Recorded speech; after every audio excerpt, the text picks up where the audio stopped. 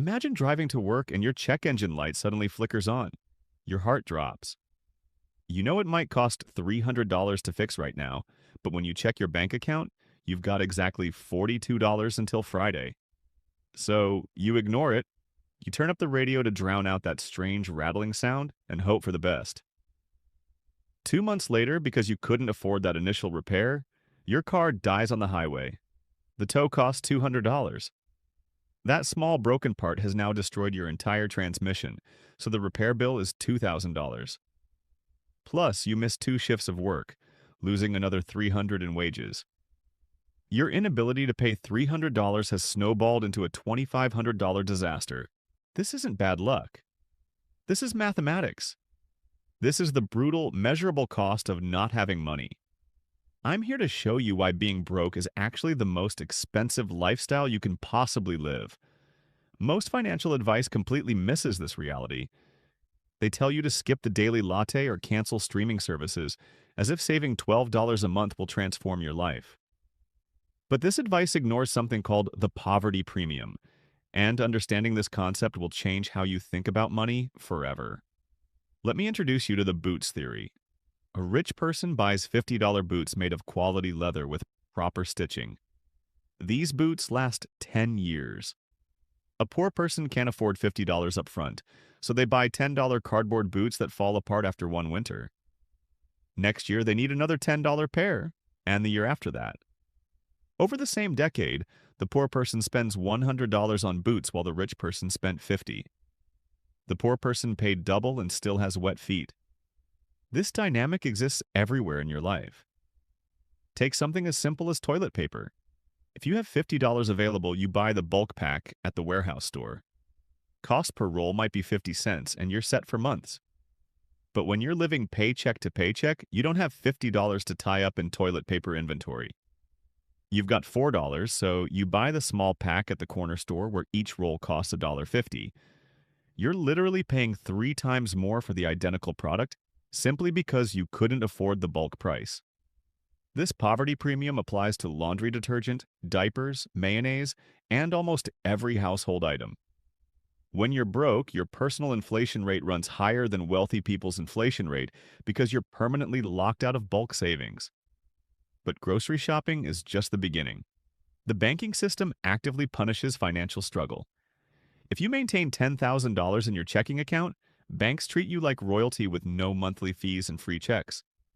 But when you're struggling with $20 in your account and a forgotten subscription hits for $25, you go $5 negative. Does the bank cover you? No. They slam you with a $35 overdraft fee. Think about that transaction.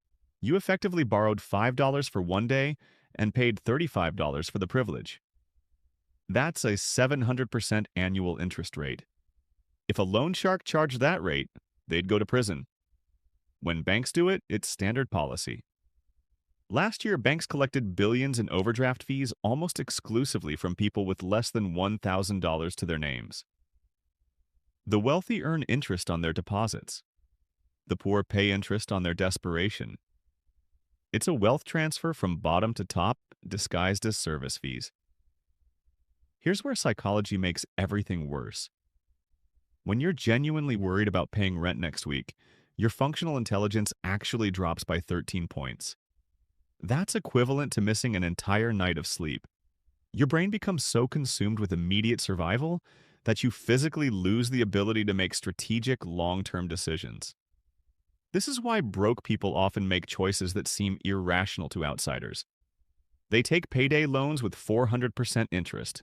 They buy lottery tickets. They eat fast food instead of cooking. It's not stupidity. It's cognitive overload from constant financial stress. The boots theory isn't just about money math. It's about mental energy math. The wealthy person doesn't just save $50 on boots. They save the mental energy of not worrying about wet feet for 10 years. They can use that brain power to invest, learn skills, or start businesses. The poor person remains trapped in a cycle of constant low-level panic. Let's examine this with something bigger than boots. Cars. Unless you live in one of maybe 3 American cities, you need a car to work. A wealthy person buys a 3-year-old Toyota or Honda for $20,000. They pay cash or get a low-interest loan at 4 or 5%.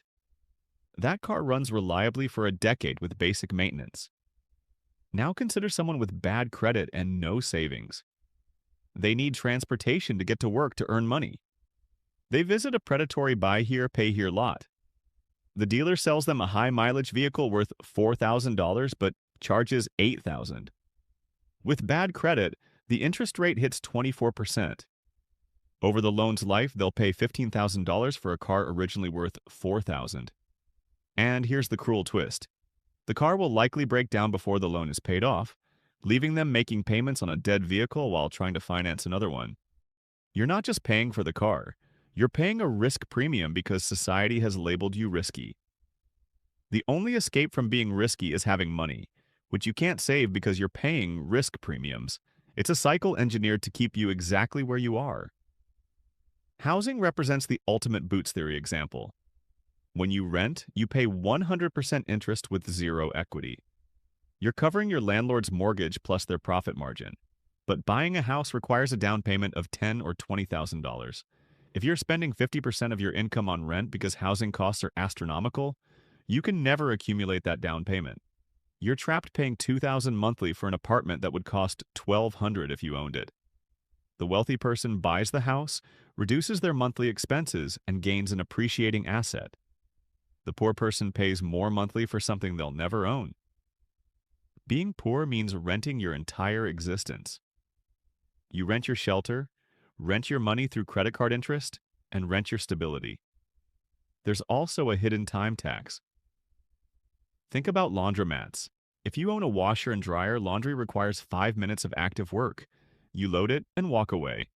At a laundromat, it costs $5 in quarters plus 2 hours of your life traveling there, waiting, and returning. That's 2 hours you can't spend working, resting, or with family. Even at minimum wage, that laundry becomes incredibly expensive. Or consider food deserts.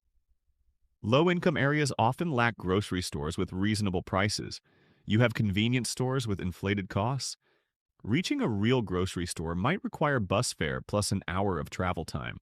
The friction of daily life increases when you lack money. Everything becomes harder and takes longer. By stealing your time, poverty steals your future earning potential. I know this sounds depressing, but understanding these mechanics is how you break the equation. Standard financial advice tells you to invest in stocks for 8% returns. But when you're poor, the best investment isn't the market. It's escaping Boots theory penalties. If you carry credit card debt at 20% interest, paying that off guarantees a 20% return.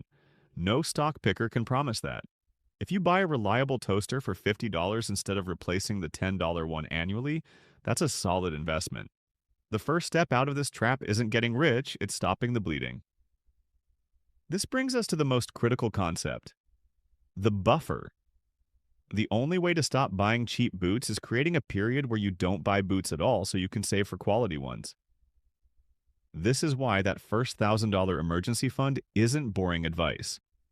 It's a weapon that destroys the poverty premium. With $1,000 saved, a flat tire becomes an annoyance instead of a crisis, forcing you into predatory lending. That $1,000 allows you to raise your insurance deductible, which lowers monthly premiums. Having money saved actually reduces your bills. It lets you buy bulk toilet paper and fix small problems before they become expensive disasters. That first chunk of savings is the hardest money you'll ever accumulate, but it's also the most powerful. It shifts the game from defense to offense. You must start viewing purchases not as spending, but as permanently solving problems. When you finally have some cash, the temptation is treating yourself because you've been depriving yourself for so long. That's the psychological trap. You buy a nice dinner or new clothes to feel normal. But if you take that cash and buy quality work boots, reliable tires, or dental care to fix a cavity before it needs a root canal, you're effectively purchasing future freedom. You're paying off the poor tax so you never owe it again. This requires shifting from monthly payment thinking to total cost of ownership. Dealerships want you focused on monthly payments because that hides true costs. You need to consider lifetime value. Here's what most people don't realize. The system depends on your ignorance of these mechanics. Companies budget for your late fees and overdrafts, They count on you repeatedly buying disposable items instead of durable ones. When you make decisions based on Boots theory, you become a bad customer for them but an excellent financial manager for yourself. You need to get angry at this math. Use that frustration. Every late fee and convenience charge should fuel your determination to build that buffer. You're fighting a war against financial entropy, and your ammunition is liquidity. The actionable step isn't sexy. It's not cryptocurrency or day trading. It's auditing your life for vampire costs caused by being broke. Where are you bleeding money simply because you don't have money? Are you paying private mortgage insurance? High car loan interest?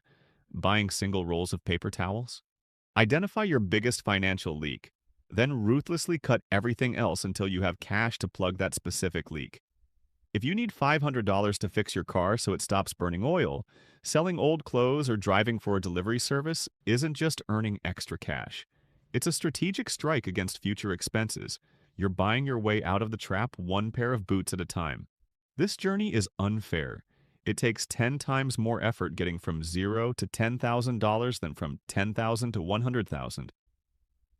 The wind blows against you at the start, but once you understand that being poor carries mathematical penalties, you can stop blaming yourself for being bad with money and start attacking the penalties directly. You stop playing their rigged game and start playing yours. You buy boots that last. You buy freedom to refuse predatory loans. Eventually, you walk right out of the hole. The system relies on people not understanding these hidden costs. We celebrate financial wins but rarely discuss financial traps. Once you see the poverty premium everywhere, you can't unsee it. You realize that your financial struggles aren't moral failures, but mathematical realities designed to extract wealth from those who have least.